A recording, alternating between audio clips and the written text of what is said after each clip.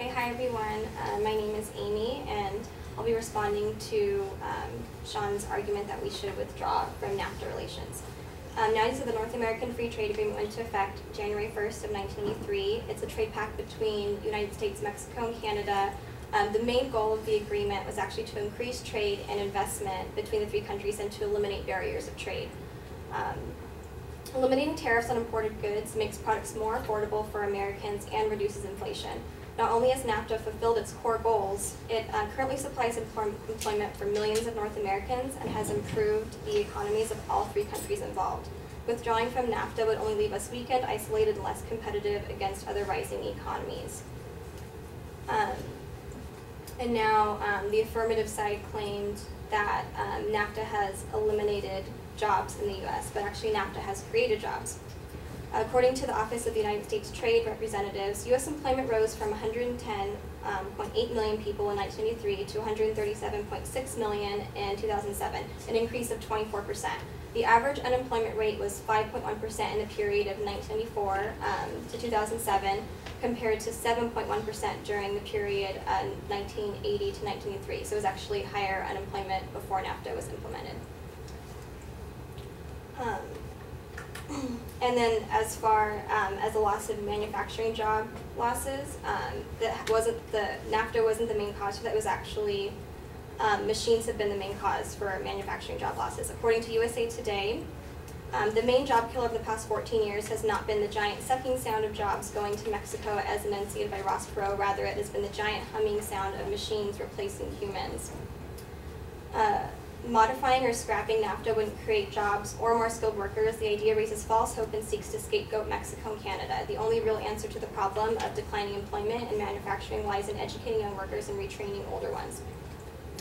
And then as far as NAFTA being the cause, or NAFTA hurting U.S. workers and depressing wages and eliminating higher paying jobs, NAFTA has actually created higher paying jobs.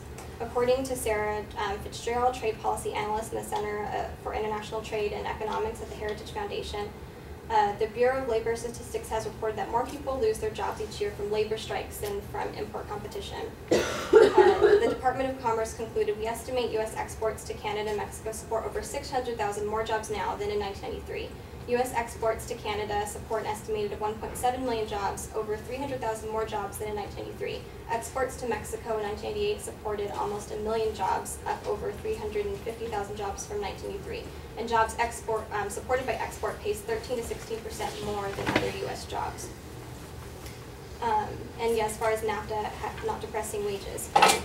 The U.S. business, according to the Office of the United States Trade Representative, U.S. business sector real hourly compensation rose by 1.5% each year between 1993 and 2007, for a total of 23.6% over the full period. During 1979 to 1993, the annual rate of real hourly compensation rose by 0.7% each year, or 11% over the full 14-year period. And NAFTA has actually made strides to protect workers. According to NAFTAnow.org, the NAFTA partners negotiated and implemented a parallel agreement on labor cooperation, the North American Agreement on Labor Cooperation, or the NAALC. The NAALC adds a social dimension to NAFTA. Through the NAALC, the regional trading partners seek to improve working conditions and living standards and to protect, enhance, and enforce basic workers' rights. And then as far as my opponent mentioning how Mexico has suffered from agricultural dumping and environmental damage, NAFTA has actually been beneficial to Mexico. According to Guy Taylor of the Washington Times, the North American Free Trade Agreement has been the key driver of Mexico's economic and social transformation of the past 20 years. A 40% jump in Mexico's per capita gross domestic product since the inception of NAFTA has brought with it an increasingly robust middle class. And what that means is Mexicans are becoming more educated and there is more investment in children. And Mexican wages grew steadily after according to the Office of the United States Trade Representative, Mexican wages grew steadily after the 1994 peso crisis reached pre-crisis levels in 1987 and have increased each year since. Several studies note that Mexican industries that export or that are in regions with a higher concentration of foreign investment and trade also have higher wages.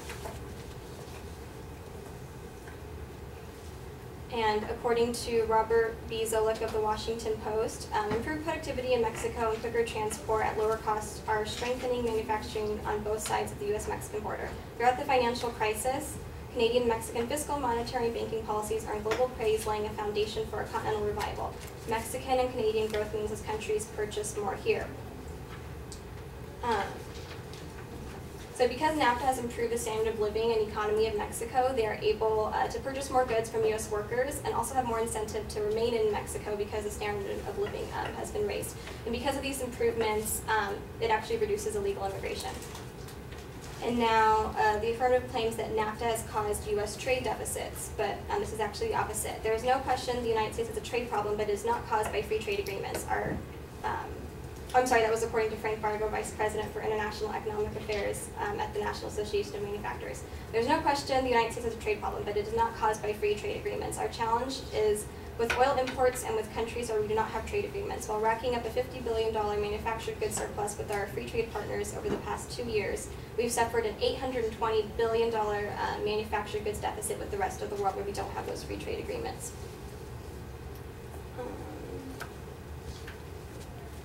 And then he has also claimed that NAFTA has resulted in a decline of U.S. manufacturing output. U.S. manufacturing output rose by 58% between 1993 and 2006 as compared to 42% between 1980 and 1993. Manufacturing exports in 2007 reached an all-time high with a value of $982 billion. And then as far as NAFTA doing nothing to help the environment, NAFTA has actually protected the environment. The NAFTA partners signed a parallel agreement addressing environmental issues called the North American Agreement on Environmental Cooperation. Under the NAAEC, the United States, Canada, and Mexico committed to take certain steps to protect the environment, including the obligation that each of the parties will not fail to effectively enforce its environment. We have one more, okay.